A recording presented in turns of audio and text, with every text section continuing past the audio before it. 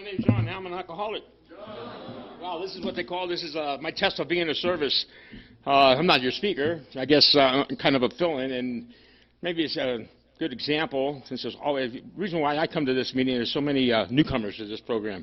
It's insane to walk into a program and watch somebody in their 20s chasing sobriety in your in my 20s. Oh my God, I was chasing death and destruction. And I'm really, it gives me a sense of pride that I'm in the right program. That even though I waited so long, what it's done for change my life, that I look back behind me in the wake of sobriety and I see all these nice young faces up here, and that's like really cool.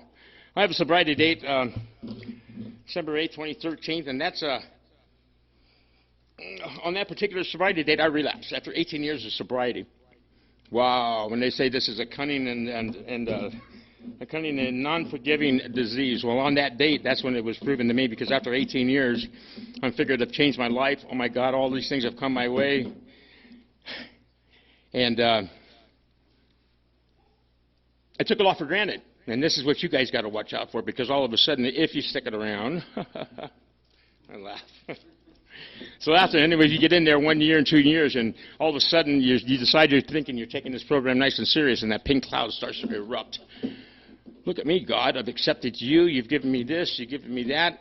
You know what? I don't need all these people's reinforcement, all these old guys talking at me like this and all, because you know what? I got this. That's what I said. I got this. 18 years. So here comes a Christmas party at C&H Sugar. I just who I retired from.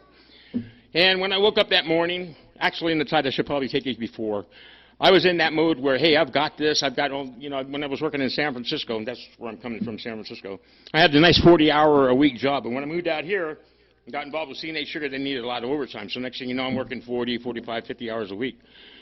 And my program started to suffer.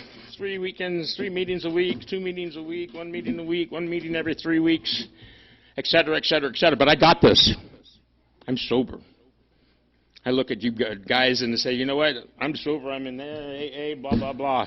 But when I woke up on December 8th, I knew that party was there, and I could feel that sensation. 18 years. Fuck, 18 years? You can have one glass of wine? Oh, come on, you can do that. And that's what I entertained all the time until 6 o'clock came. And when I rolled up into that little party that C&H threw, it was 22 miles from my house.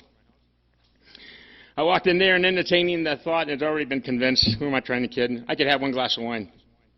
But at 11:20, I was having a great old time. Who knows how many one glasses of wine went by. So at any rate, when I realized what the hell I was doing, responsibility took hold after the 18 years of, oh my God, you got to do this, you got to do that, look, you're all messed up, you got to get your ass home. So as I'm turning around to walk to the front door, the last entertaining thought I had before my blackout was I'd have one more glass of wine before I can go home. So I drove that home, that 22 miles in a total blackout. Well, it was great, because what woke me up was I had this 2013 Chevy Avalanche truck that I just bought. Had about 600 miles, and what woke me up was this airbag hit me in the face when I center punched the light pole. Center punched the light pole, going home, boom. So here I am, a big convict I am. I'm going to get away. Nobody's going to know shit. So I'm trying to start this thing. Of course, there's so many things. It's not going to happen. Well, anyway, this accident happened at 11:30. About a block and a half from where my accident scene was the California Highway Patrol. So all them guys are getting off of work wondering, what the hell is this guy doing? And they're having a good old time. So anyway, I went to jail. And I had tickets to the San Francisco 49ers versus the Seattle Seahawks for some sort of championship big-time game back in 2013. I don't know if you 49ers fans or Niners remember that shit. But anyway, I keep that as reminders. Right up there in my trophy case of disasters in my life, which there's many of them, but this one is a big one for me, because what it did for me is it really convinced me that alcoholism is a disease. And if you're in your room, you're going to be willing to accept that fact that you're stricken with disease, that there is no recovery, there is no magic cure, there's nothing. But I'm kind of glad I got it, because I've accepted things in my life that these steps have taught me that I never would have really even pursued, as far as saying I'm sorry to you or considering your feelings or all that. Well, that's how I am now. So in a way, it's my 50-some-odd years of drinking is well, it's an experience in itself, but in the long run, what I had to give up, it was pain and suffering in the beginning, but when I look back, it's so trivial.